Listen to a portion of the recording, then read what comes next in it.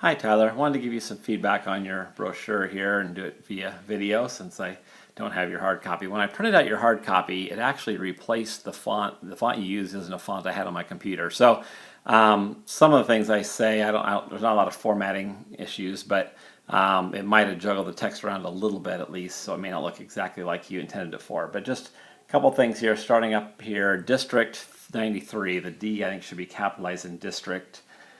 Coming down here, online, I think that should, usually I just see online as one word without a hyphen in it, so you might delete the hyphen there. And then down here, when they are, I will form, should be, I think, when they are in, I will inform the students. So a few typo things you might take a look at there. Up here in the next column, days has an apostrophe. I don't think it should. In that case, it's just days together without an apostrophe. Coming down to the third point here, you kind of have a couple different thoughts. Come prepared to work and learn, period. Probably I'd put a period there and then capitalize bring a writing utensil and your notebook, and probably delete the and or the comma there before that and. On down, the last number 5 here, every day. I think in this case, every day, no matter how, or no matter, you would be have a space there in every day. Moving over here to your picture. I'm guessing you probably just pulled that off your website, and it's a little bit pixelated. It doesn't look like a very high quality image to start with. So I don't know if you have access to a higher quality image or if you copied a thumbnail or a very small logo there, but if there's a way you could get that a little bit clearer resolution, especially if you're going to hand this out for class, probably you should have access to something from the office. For this assignment, it's probably not as big a deal, but depending on how you're planning to use it, I'd try to get a higher quality image there. And then down below, you've got some extra room in this bottom section where you have the 7th grade history. I would probably drop the and bring it over to the next line here, and geography. And you might even, those words, I know I talked about left aligning everything.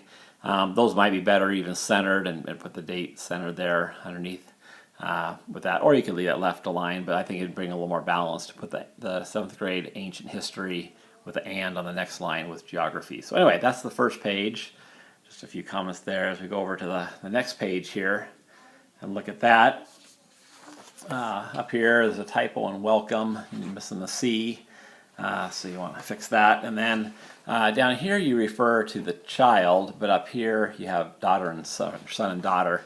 I'd probably use child up here as well in both those instances there. And then down here we have also I.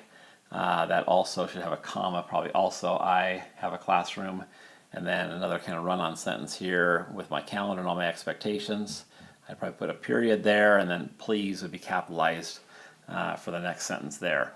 Going over to the next column up here where you have boys basketball, probably those either neither capitalized or both capitalized, but it shouldn't be one way and one the other on that. And then on down in the respect column, in my life you have earned, I think instead of you have earned, I would probably put a who have earned my respect, and there. And then over here on the final column here, project-based learning, I think I should have a hyphen there, and hyphen or project-based.